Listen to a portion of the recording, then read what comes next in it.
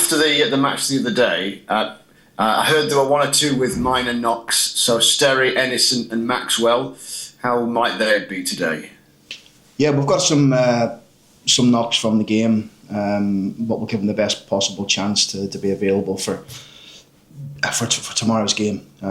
So we're hopeful on most of them. But yeah, it's just disappointing. Obviously, when you pick up some knocks from games, but it is what it is. It's the nature of football. So we just gotta go with it.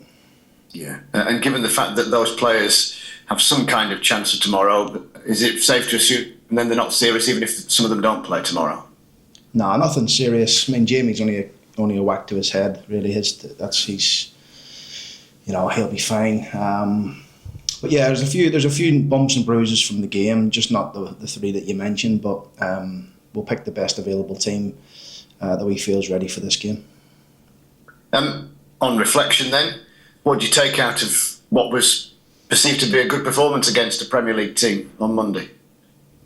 I think just that, really. I think when we debriefed the game, we watched the game back and we showed the players it was mainly positive, really. And obviously, look, we always learn from things that we can hopefully get better at. A couple of goals that we conceded for a start, really, that we could possibly do better with it. But the manager was telling me after the game, I think the last time he used that was when he was in Holland managing a team there. I think it might have been, or one of his previous teams. He was telling me he used it 4 or 5 years ago. That set play, and he caught us off guard. We didn't organise it quick enough. But even when we had a staff discussion about it the day after, we were torn in terms of what to do and how to line up against it. So I can see when things happen like that quickly, it's difficult sometimes. But as a group and players, we're always open and honest. And if anything happens like that again, then we'll be well drilled for it. The second goal, obviously, we showed the boys about how good and how quick Premier League teams are on transition and how they can hurt you if you're not switched on, particularly behind the ball. So what I mean by that is when you're attacking, we've got to be focused on attacking transitions when we lose the ball. And it's something we do a lot of, really, on the training ground anyway. We speak about it a lot, about locking the game out, making sure we're in good positions behind the ball when we're going forward. So yeah, little bits and pieces to learn from, but lots of positives from the game. Loads of positives. Look, some really good play, some really good opportunities, chances. On another day we score for sure, but it wasn't to be. But yeah, we had a decent enough run in the FA Cup. The FA Cup is done now; it's gone. As soon as we debriefed it, we know what we need to do now for the remaining games in the league. I suppose with regard to the conceding of that goal and the free kick, how can you plan for something that even the manager admits they've not done for 5 years? There's not a video analysis that's going to pick that out because you can't watch every one of his matches from his entire club career, pretty much. Yeah, I mean, he said Veghorst, I think it was, centre forward, was the last person to do that, what Mateta done for him. So it's good, it shows you the detail Premier League clubs go into. It really does. Even only against us, they've identified something where they could possibly hurt us. And it's great. When he came in and spoke to me after the game, he was really complimentary in terms of how we played and how we set up against him. And it was nice to see. And just speaking to him and talking to him, and I got a real flavour out of. Obviously, they play in a 3-4-3, and I think if you look at our division in League 2, there's probably about, I don't know the actual stat, but I wouldn't be far off saying there's probably 18 to 20 teams play in a 3-5-2, 3-4-3 in this division. Maybe ourselves, Chesterfield, I can't even think of anyone else really, and playing in a 4-3-3, 4-2-3-1. I know Grimsby had done that, but they've gone away and changed and won the last couple of games in the 3-5-2. So it's interesting picking his brain and finding out what the likes of Liverpool do against him in that system. Man City. Just honestly, he was so open with us after the game, and it was great to pick the brains of a Premier League manager who's been really successful at Crystal Palace and starting to be, and also in his previous managerial roles. So yeah, lovely, really nice, and it was a pleasure to have him in our room and share a beer with him. It's that Okay, you operate in different competitions most times. Is that sort of thing a regular occurrence as opposed to the post-match drink where it's who have you got next and a bit of chat in that sense before you or they leave for home?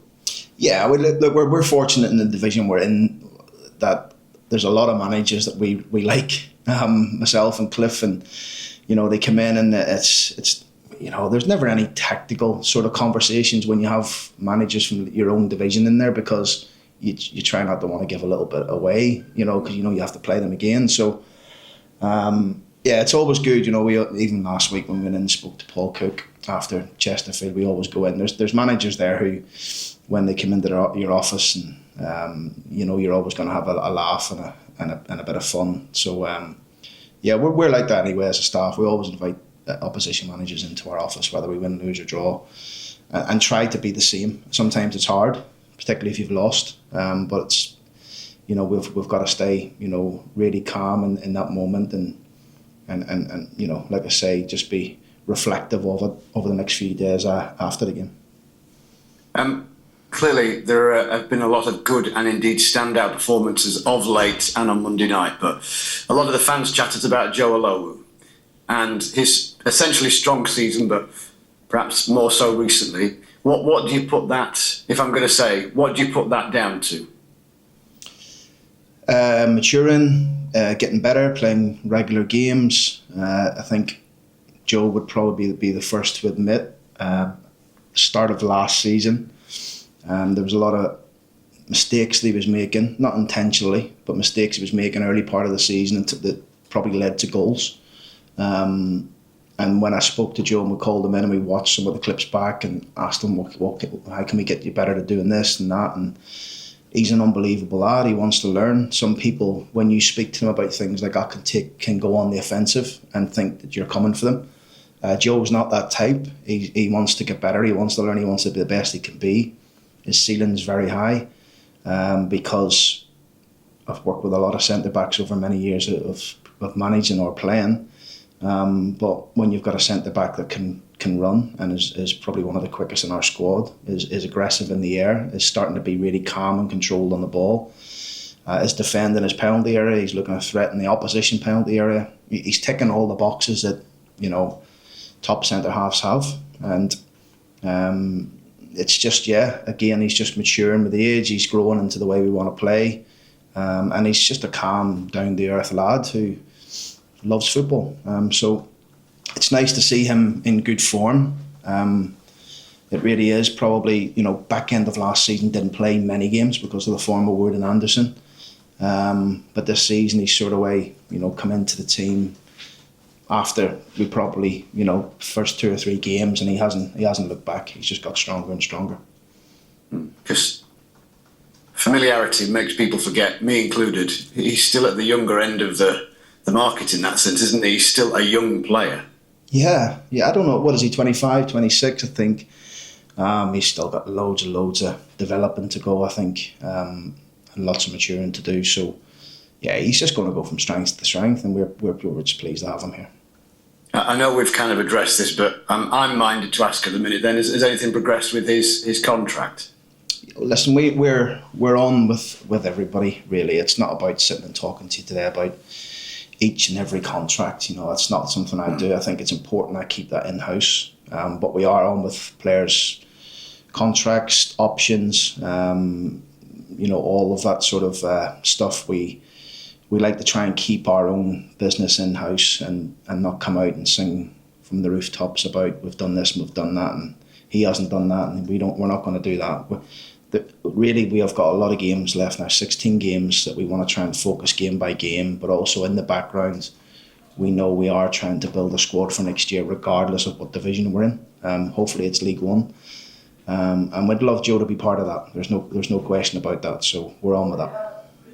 Involved in this promotion race, which really couldn't be tighter, could it?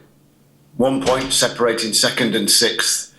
Everybody needs to be on the toes, don't they? All your rivals need to be on the toes here. Yeah, it's going to be a fascinating run-in. I think there's quite a lot of teams in the mix, and it's really tight. It's probably the tightest division in terms of like the automatic promotion places and stuff like that.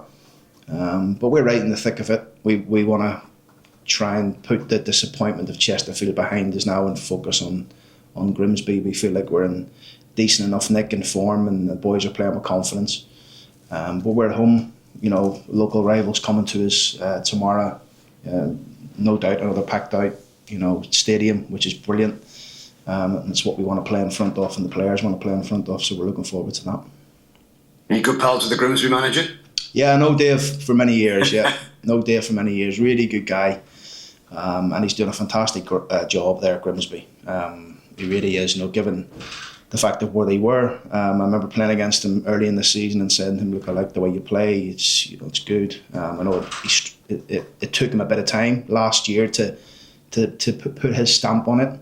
But as you know, and we felt the same here when we came in, Rome wasn't built in a day. You've got to stick to your beliefs and stick to what you're about as a manager and a coaching staff, and hopefully that rubs off onto the players. So that's what's happening to them. They're having a really good season. It's going to be another tough game for us. But one we're looking forward to, one we're confident, getting into the game. The boys are in good form, and let's see if we can get another 3 points.